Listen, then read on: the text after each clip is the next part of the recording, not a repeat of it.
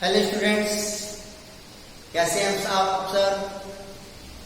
उम्मीद है स्वस्थ होंगे, सेफ होंगे, अपने घर पर पढ़ाई कर रहे होंगे, मेहनत कर रहे होंगे। इतनी मेहनत से आपके पास वीडियो बनाकर भेजा जाता है, उसको आप मेहनत करके पढ़ाई करें, लक्ष्य को प्राप्त करें। आगे बढ़ते हम लोग। प्रश्नावली 3.3 के 2 सवाल हो गए थे, पहले का तीसरा सवाल लेके आओ।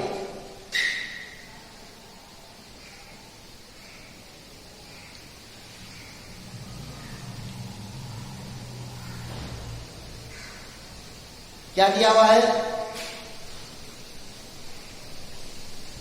पहले का तीसरा सवाल,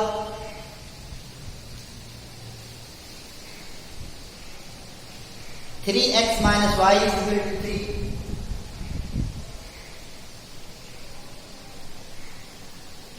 और दूसरा समीकरण जो दिया हुआ है, ये पहला समीकरण है और ये दूसरा समीकरण है 9x minus 3y is equal to 9। ये समीकरण 2 है। अब आपसे कह रहा है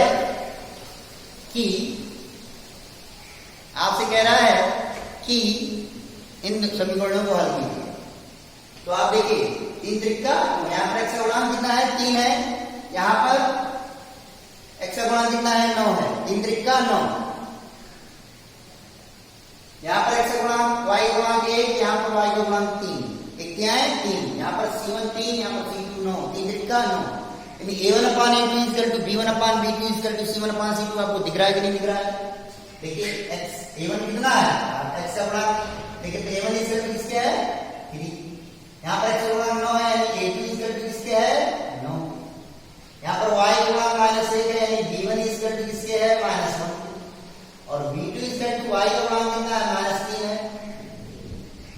क्लियर है ना? क्लियर है। यहाँ पर C1 कितना है? 3 है और C2 कितना है? 9 है। अब अगर आप देखें A1/A2 निकालें आप, A1/A2 इक्वल टू किसके होगा? 3/9। B1/B2 अगर आप देखें तो B1/B2 इक्वल टू किसके होगा? -1/-1। और C1/C2 को अगर आप देखें तो क्या मिलेगा? 3/9। तो therefore A1/A2 इक्वल टू 3 का 9। यहाँ पर माइनस क्या हो गया? प्लस। B1/B2 इक्वल टू किसके हो गया? 1/3। और C1/C2 इक्वल टू किसके हो गया? 3 का। अब आप तीनों सेम आ गए। तो जब तीनों सेम आ गए, क्योंकि A1/A2 is equal to A1/A2 is equal to B1/B2 and it is equal to C1/C2 है। इसलिए इस समीकरण के युग्म के अनेक हल होंगे। तो अब आपके मन में आ रहा होगा कि सर अभी तक तो आपने जब पहला सवाल बताया था तो उसमें A1/A2 equal to B1/B2 equal to C1/C2 नहीं लगाया था। यहाँ पर ये सब क्यों चेक कर रहे हैं? क्योंकि सवाल को लगाने से पहले उसको थोड़ा सा देखें कि क्या ऐसा तो नहीं है कि अनुपात सेम हो रहा है या नहीं हो रहा है। चेक कर लेंगे तो आपको सवाल लगाने में थोड़ी सी आसानी होगी, सुविधाजनक। जरूरी नहीं है। जैसे मान लीजिए अगर आप नहीं चेक करते, तब अगर y का प्रतिस्थापन करते तो क्या होता? आप जो है आपको एक ही समीकरण घूम घूम के मिलता रहता। तो आप वहीं से भी कह सकते थे कि क्या कह सकते थे कि ये इसके अनंत हल होंगे। क्लियर हो गया? चलिए अभी देख कर हम आपको वैसे ही बता रहे हैं। पहले यहां से देख लीजिए कि A1/A2 equal to B1/B2 equal to C1/C2। Clear हो गया?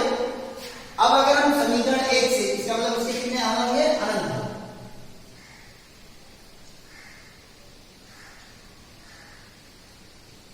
बहुत से है। अब अगर आप देखिए, अगर यहां से हम y की वैल्यू निकाले, मान लीजिए x, तो यहां से y की वैल्यू समीकरण 1 से क्या दिया हो? 3x minus y is equal to 3 दिया हुआ है। यहां से -y को उधर ले जाए, उधर लाए तो क्या हो जाएगा 3x माइनस 3 प्लस 3 इधर क्या हो गया -3 y, y की वैल्यू कितनी दिया 3x माइनस 3। अब अगर ये वैल्यू उठा करके यहाँ पर आप पुट कर देंगे तो 9 = 9 मिल जाएगा। फिर आपको आंसर x और y की वैल्यू कैसे मिलेगी? तो आपको जब ऐसी समस्या मिलने लगी, मान लिया आप एक प्रतिस्थापन करना है, प्रतिस्थापन में क्या बताया आपको एक समीकरण से x या y का मान निकालिए और दूसरे समीकरण में रख दीजिए। अब अगर आपने समीकरण 1 से y का मान निकाल करके इस समीकरण में जैसे ही आप रखोगे 9 बराबर 9 मिल जाएगा, और जब 9 बराबर 9 मिल गया इसका मतलब ना x का मान मिला ना y का मान मिला, इसका मतलब कहीं ना कहीं कोई सपना कोई कमी है या कोई समस्या है। तो उस समस्या को दूर करने के लिए हम क्या करेंगे, क्या करेंगे, हम चेक करेंगे कि क्या इसका हल है, और अगर हल है तो कैसा हल है। इसलिए a1/a2 ये सब चेक करना पड़ा। क्लियर हो नहीं हो गया? और अगर आपके पास अनुभव है, आप सवाल प्रैक्टिस करेंगे तो आपको अंदाजा हो जाएगा कि इसके अनंत हल हैं। तो आप यहीं से आप क्या देख सकते हैं, 3x माइनस 3 बराबर y आ गया।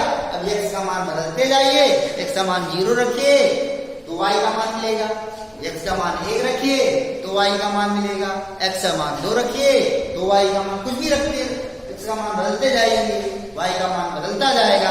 इस तरह से x और y के बहुत से मान प्राप्त होंगे, अर्थात उसके कितने हल होंगे, अनंत हल होंगे। ये बात क्लियर हुई कि नहीं? ये बात क्लियर हुई कि नहीं हुई? ये लगता है क्लियर हो गई, कोई दिक्कत नहीं होगी।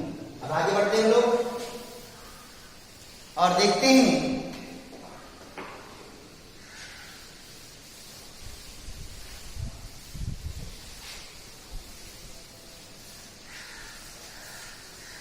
इसका चौथा सवाल,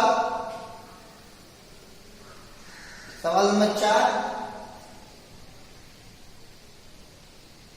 पहले का चौथा सवाल क्या दिया हुआ है, 0.2x plus 0.3y is equal to 1.3।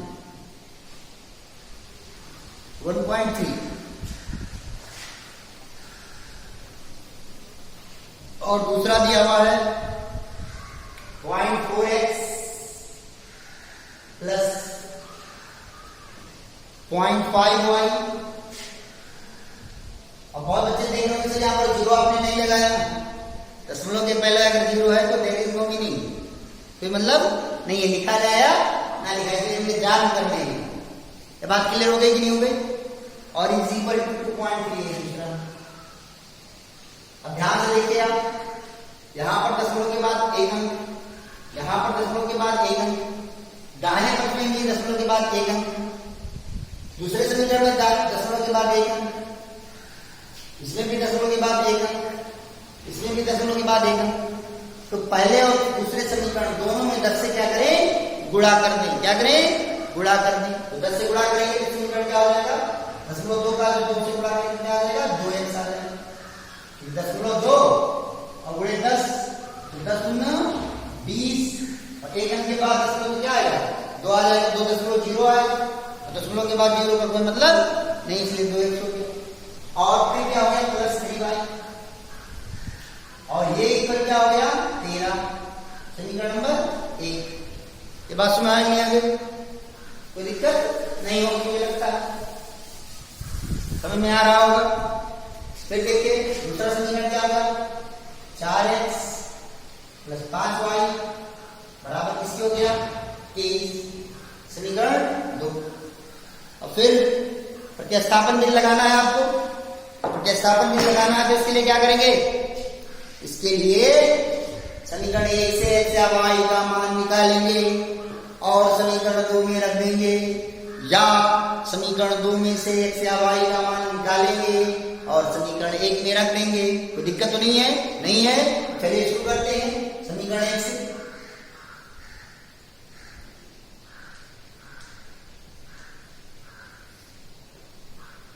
चलिए 2x plus 3y is equal to 30. Therefore 2x is equal to 13. Plus 3y इधर क्या हो गया, माइनस 2। पक्षांतर करने पर चिन्ह बदल जाता है। Therefore 13 minus 3y upon 2। कोई समस्या तो नहीं है? मुझे लगता है कोई दिक्कत नहीं होगी। देखिए पहले x को ऐसे उठा लिया, x को y के पद में रखना तो 2x को 2x लिख दिया, 13 ऐसे ही लिख दिया, ये प्लस 3y का इधर ले आए माइनस 3 हो गए, पक्षांतर करने पर चिन्ह बदल गया। लेकिन हमको x का मान निकालना है, यहाँ पर x के साथ 2 है, 2 गुणे के है, पक्षांतर कर देंगे, पक्षांतर करने पर चिन्ह बदल जाएगा और बटे के 2 आ जाएगा। मुझे लगता है कोई दिक्कत नहीं होगी। आगे बढ़े हम लोग, कोई दिक्कत तो नहीं है? चलिए शुरू करते हैं हम लोग आगे। अब क्या हो गया? चलिए यह मान क्या करेंगे? क्या समीकरण 1 में रखेंगे? जी नहीं, यह मान समीकरण 2 में रखेंगे। तो यह मान समीकरण 2 में रखने पर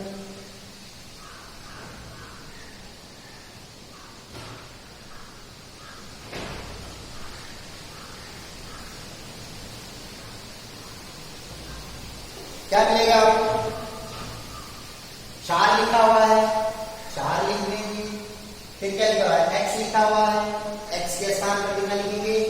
गुणे ब्रैकेट में 13 माइनस 3y बटे 2। क्लियर हो गया? प्लस प्लस का चिन्ह है, प्लस का चिन्ह लगाएंगे। 5 लिखा हुआ है, 5 लिख देंगे। y लिखा है, y लिख देंगे। बराबर का चिन्ह लगा हुआ है, बराबर का चिन्ह लगा देंगे।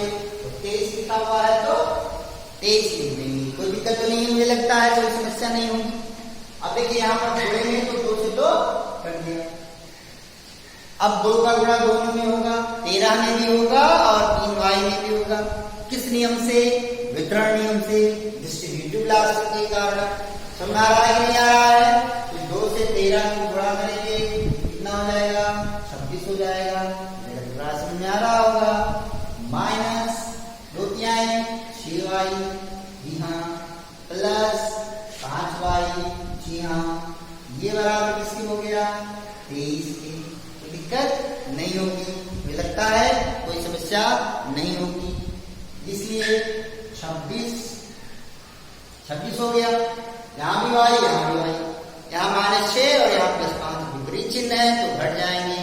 -6 + 5, -6 + 5 विपरीत चिन्ह है। बड़ा कौन है? 6 है। छोटा कौन है? 5 है।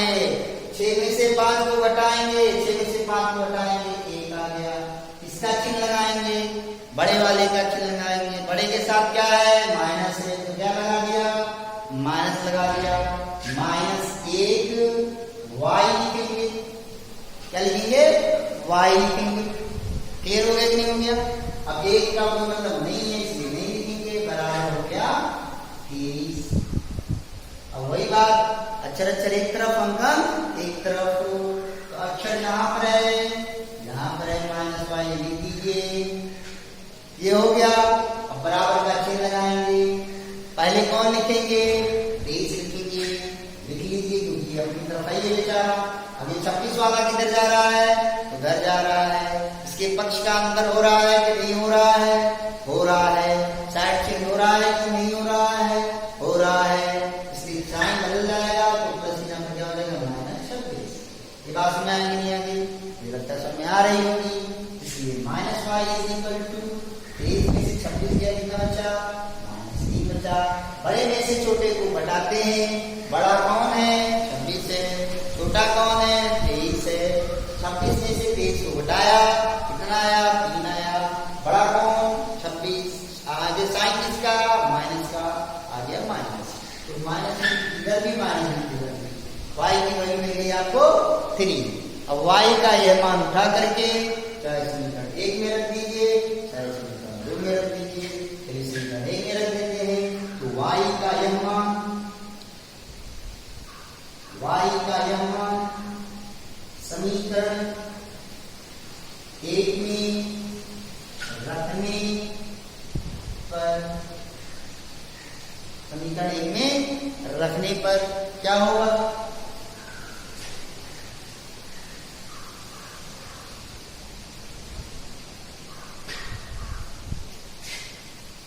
कितना लिखा हुआ है? 2x लिख देंगे प्लस 3 लिख दिया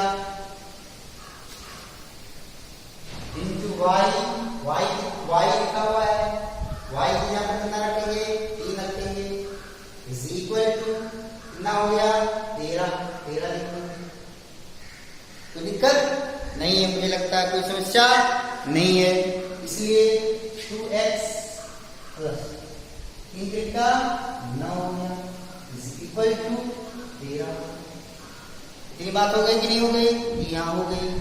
इसलिए 2x इज इक्वल टू, वही बात स्ट्रक्चर एक तरफ अंकम की एक तरफ, 2x is equal to 2x लिख दिया। अब बराबर का चिन्ह लगाएंगे, पहले क्या लिखेंगे 13 और फिर किसको ले जाएंगे प्लस 9 को उधर ले जाएंगे, प्लस 9 को उधर ले जाएंगे तो मिलेगा -9।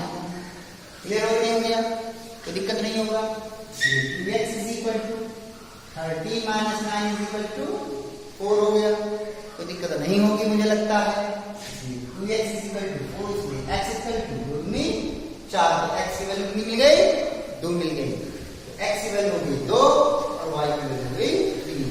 इसके समीकरण का हल हो गया, x बराबर 2 और y बराबर 3। मुझे लगता है समझ में आ रहा होगा, कोई दिक्कत नहीं होगी, कोई परेशानी नहीं होगी। तो आगे बढ़ते हैं।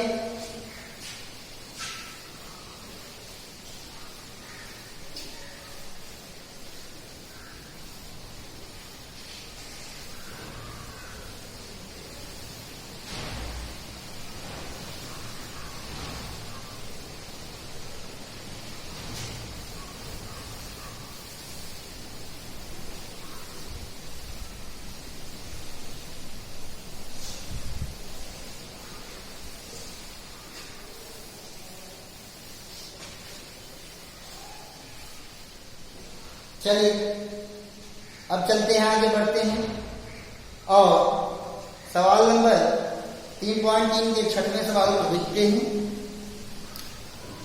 दिया हुआ है पहले के 6वें सवाल को, क्या दिया हुआ है? दिया हुआ है 3x/2 minus 5y/3 is equal to -2। ये पहला समीकरण है। अब इसको थोड़ा सॉल्व करते हैं, इसको पहले हल करते हैं। क्या दोनों का हर बराबर है? जी नहीं, हर बराबर नहीं है, इसलिए क्या करेंगे लघुत्तम करेंगे। तो लघुत्तम 2 और 3 का लघुत्तम कितना हो जाएगा 6 हो जाएगा, 2 और 3 का लघुत्तम 6 हो गया। 2 से 6 को भाग देंगे कितना आएगा 3 आएगा, 3 से ऊपर उड़ा करेंगे तो 3 का 9x हो जाएगा। फिर 3 से 6 को भाग देंगे कितना आएगा 2 आएगा, 2 से ऊपर उड़ा करेंगे तो 2 5 6 10y हो जाएगा, और ये बराबर किसको हो गया -2। ये बात समझ आ गई कि नहीं आ गई? मुझे लगता है समझ आ गई, कोई दिक्कत नहीं होगा। अब यहां से ये बटे में रह जाओगे गुणेंगे, therefore 9x minus 10y 9x minus 10y, इसको लिए बटे में इधर आएगा, क्या हो गया गुणे में, तो 6 और 2 का गुणा क्या हो जाएगा 12, 6 दूनी 12, लेकिन आगे साइन इसका माइनस का हो जाएगा -12, समीकरण 1 बन गया। ये बात समझ आई कि नहीं आ गई? मुझे लगता है समझ आ गई होगी, कोई दिक्कत नहीं होगी। इतनी बात समझ आ गई, कोई दिक्कत नहीं है, कोई दिक्कत नहीं है। क्लियर? अब आगे बढ़ते हैं। दूसरा समीकरण जो दिया हुआ क्या दिया हुआ है x/3 plus y/, is equal कितना दिया हुआ है 13/6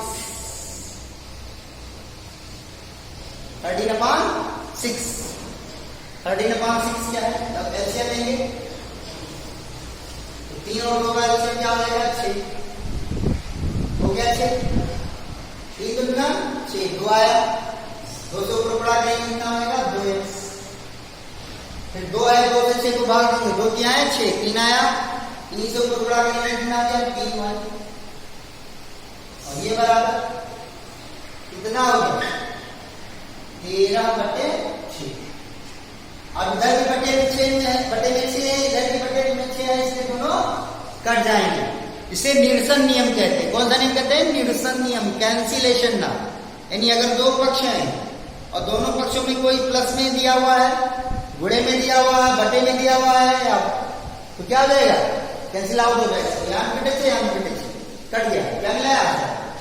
2x प्लस 3y इक्वल कितना हो गया? 13। समीकरण नंबर 2।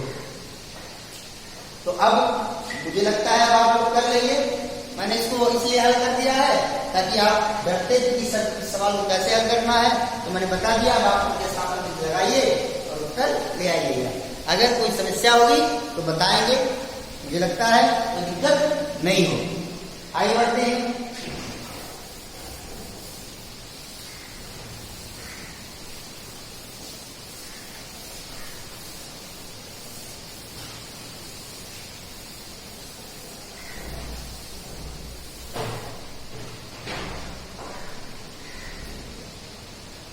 सवाल नंबर 2 दिया हुआ है कि 2x plus 3y is equal to 11।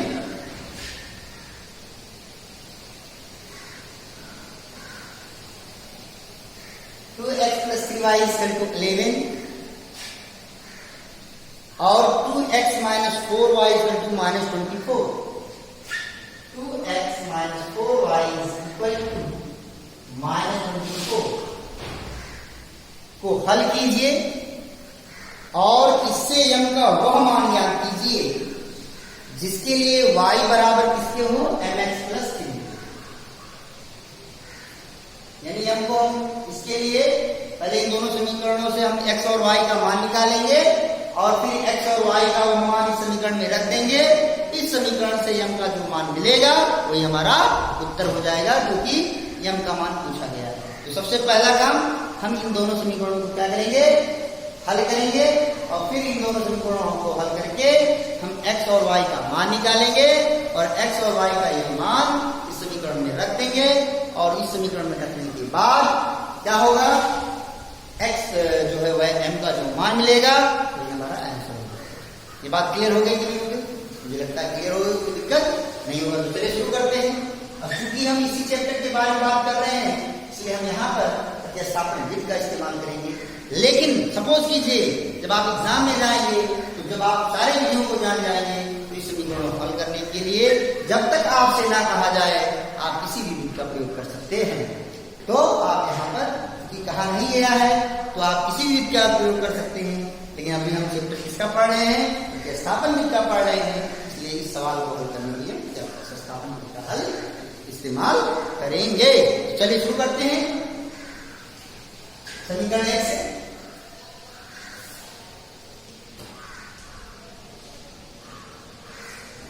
क्या होगा? 2x plus 3y is equal to 11। हमको x का मान निकालना है तो सबसे पहले y को पक्षांतर करेंगे, तो x को इधर रखेंगे। तो therefore 2x is equal to 11 minus 3y। 11 ऐसे उतार लिया और प्लस 3y इधर आ गया माइनस। पक्षांतर करने पर चिन्ह बदल जाता है, इसलिए x is equal to 11 minus 3y upon 2। गुणे में इधर आ गया, बटे में हो गया। पक्षांतर करने पर चिन्ह बदल जाता है। चलिए अब आगे देखते हैं, शुरू करते हैं। फिर बात हो गई। अब समीकरण 2 से x का मान कहां कर रखेंगे? समीकरण 2 में लिखेंगे x का मान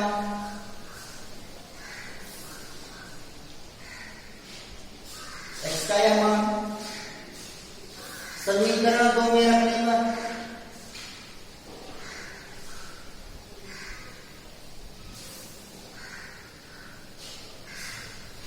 तो दिक्कत तो नहीं हो रहा है, मुझे लगता है कोई दिक्कत नहीं हो रही होगी, कोई समस्या भी नहीं होगी। तो आगे बढ़ते हैं। 2 लिखा हुआ है, 2 लिख दिया इंटू x। x यहां पर कितना लिखेंगे? 11 माइनस 3y अपान कितना लिखा हुआ है? 2 लिख दिया माइनस 4y। तो दिक्कत तो नहीं मुझे लगता है। और ये इक्वल किससे हो गया? इक्वल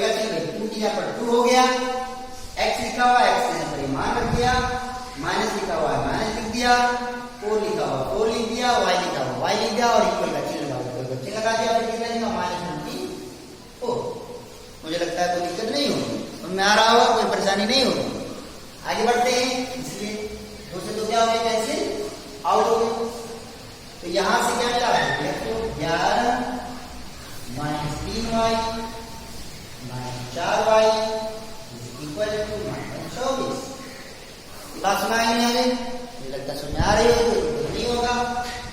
11 -3y -4y समान चिन्ह है, तो यहाँ भी y यहाँ भी y दोनों एक ही जात।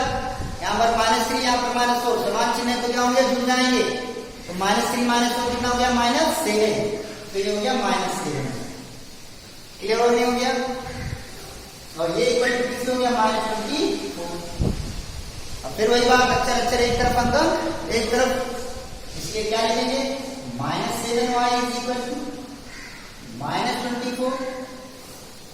और ये +11 है, उधर करेंगे 75 करने पर चिन्ह क्या होता है, बदल जाता है, तो ये हो जाएगा -11। ये बात क्लियर हुई कि नहीं हुई, मुझे लगता है समझ में आ गया होगा, कोई दिक्कत नहीं हुई। therefore -7y equal to -24 -11 same चिन्ह हो गया, सेम साइन हो गया, जुड़ जाएंगे। -24 और -11 कितना हो जाएगा, -35। अब इधर भी माइनस और इधर भी माइनस, दोनों का साइन सेम है, तो क्या हो जाएगा, -2 दोनों माइनस से मल्टीप्लाई कर दिया, क्या हो गया, प्लस। तो दिक्कत नहीं होगी मुझे लगता है, समझ में आ रहा होगा। therefore y इक्वल टू किसके हो गया, 35/7। बड़े बता इधर आ गया, हो गया कटेंगे। तो y इक्वल टू किसके आ गया, 5। 7 बचे 35, y इक्वल टू किसके आ गया, 5। y की वैल्यू कितनी मिल गई, 5। अब y की ये वैल्यू, y का यह मान समीकरण 1 में रख दीजिए। तो y का यह मान समीकरण 1 में रखने का,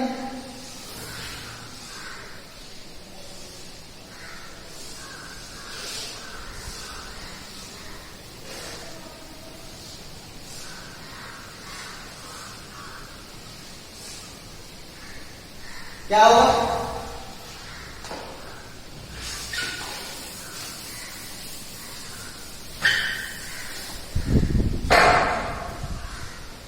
क्या हो गया, y का मान समीकरण 2 किया पर 2 लिखा, 2x हो गया +3 इंटू y की वैल्यू कितनी आई है, 5। तो यहां पर लिखेंगे 5। और ये इक्वल किसके हो गया, 11। किसके इक्वल हो गया, 11। therefore 2x is equal to 2x plus 3 बचे 15, ये बराबर किसके हो गया, 11। 2x प्लस 15 बराबर किसके हो गया, 11। इसलिए 2x is equal to 11, ये प्लस 15 इधर क्या हो गया, -15। पक्षांतर करने पर चिन्ह बदल जाता है, इसलिए 2x is equal to किसके हो गया, 11 में से 15 गया, कितना बचा, -4। विपरीत चिन्ह है तो घट गए, बड़े में से छोटे को घटाया और बड़े वाले का चिन्ह लगाया।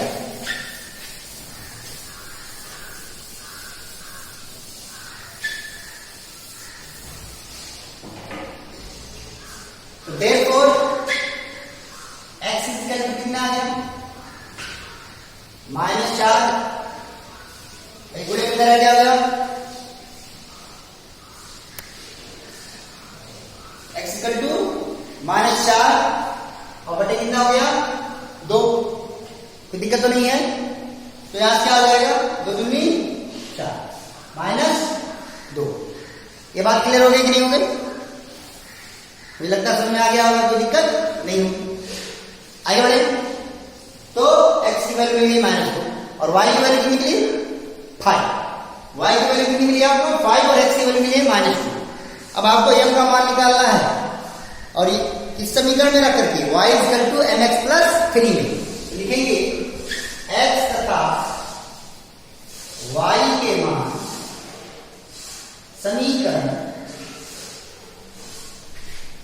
y के मान समीकरण y बराबर mx प्लस 3 में रखने पर, mx प्लस 3 में रखने पर तो क्या होगा,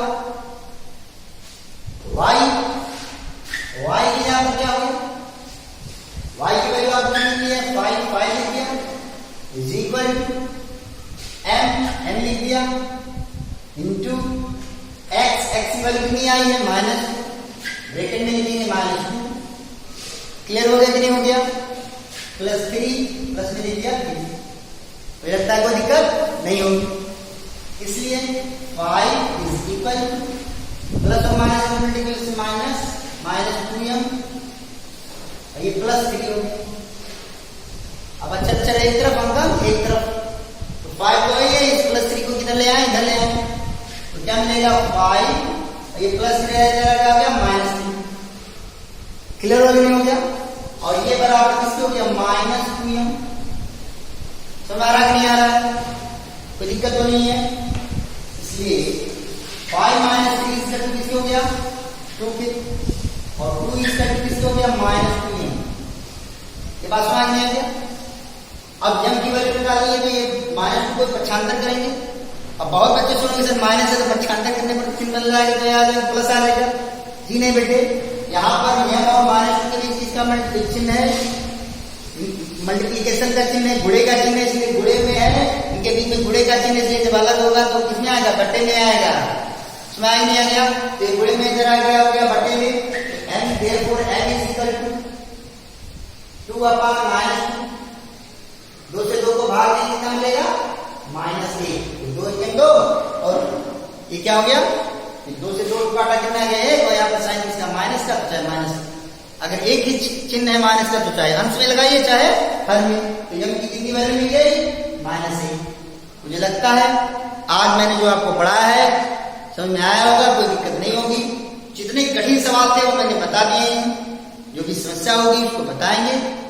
कल हम लोग तीसरे प्रश्न से हल करेंगे, जिसमें हमको समीकरण बनाना भी है और समीकरण हल भी करना है। अभी तक हम लोग समीकरण बना बनाया मिल रहा था, पका पकाया मिल रहा था कि उसको थोड़ा सा वो करना था। अब हम लोगों को समीकरण को बनाना भी है, पकाना भी और फिर हल करना है। कल मिलते हैं, फिर नई बातें होंगी। धन्यवाद।